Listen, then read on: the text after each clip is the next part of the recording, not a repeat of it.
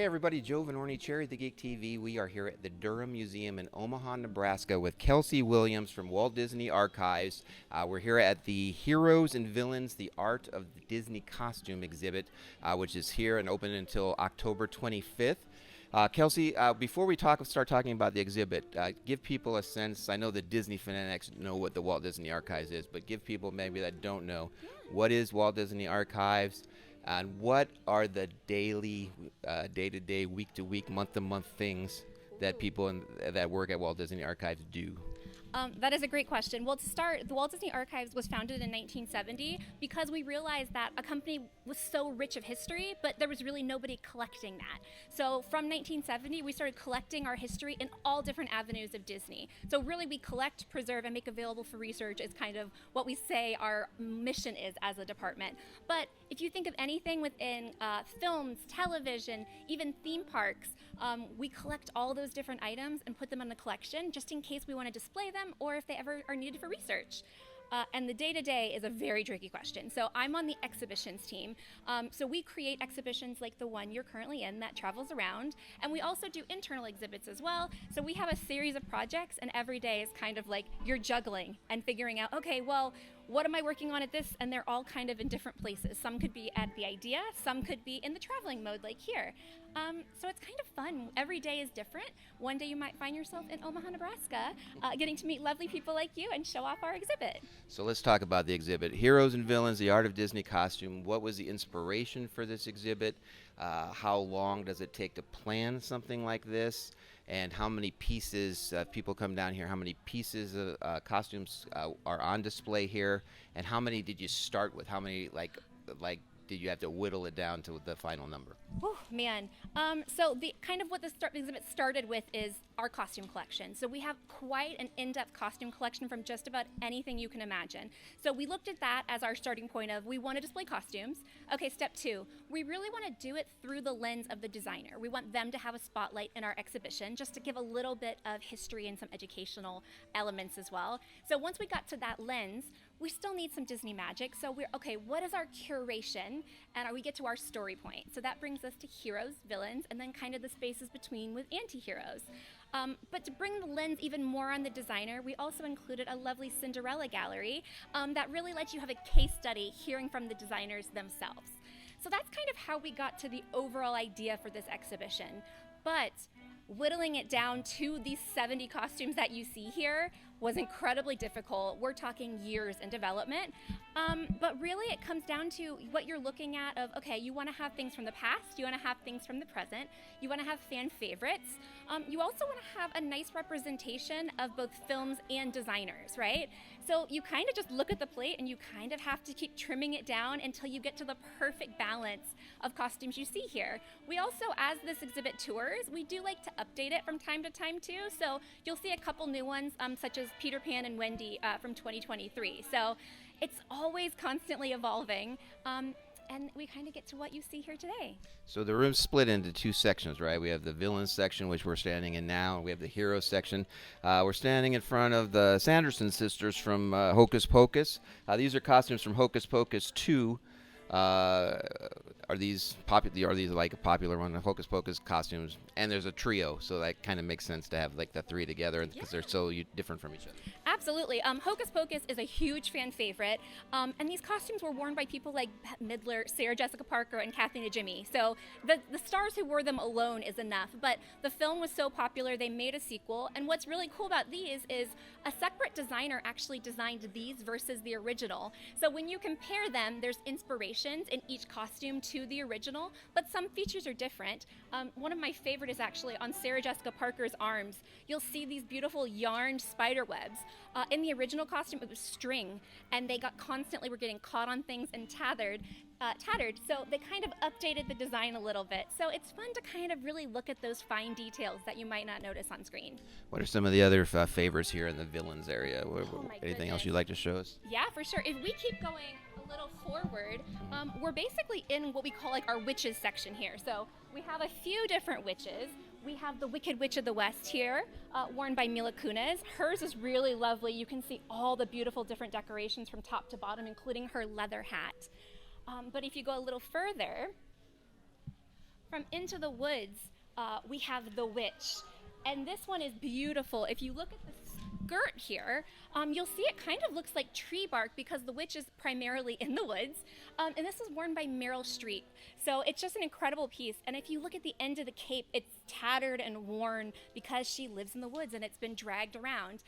Which for me, one of my favorite parts of getting to see these costumes in person is getting to see that not everything is perfection, and those wear and tear or dirt elements you see have to be fabricated. They're not things that are just gathered during production, but a person has to individually add in those little moments to make them look like they've been worn for years and years. So it's really the movie magic that you don't even think about, but someone has to create that, which is pretty incredible. Over here, I know we have some of the Cruella costumes, which I believe won the Academy Award that year for costuming. It did. What can we say about these Cruella costumes? Yeah, so we have a few different iterations of Cruella. The Academy Award winning is back here actually from the film Cruella, worn by Emma Stone.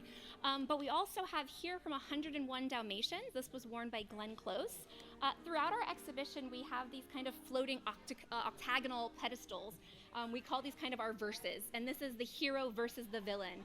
And here, Cruella has a very fierce adversary, this adorable little puppy, which, of course, prevails in the story. And then over here, we got the one that won the Oscar.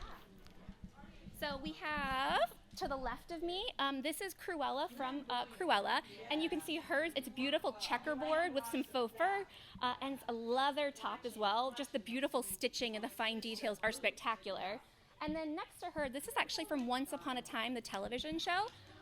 And it's a different take on it. So it's nice to see how one designer might interpret a character that's very well known. So here it's like, okay, Cruella is known for her Dalmatian spots, but here she's a little bit more luxurious, a little bit more fancy with her red leather gloves and her beautiful bedazzled dress as well. So it's fun to see how one character can be interpreted in so many different ways.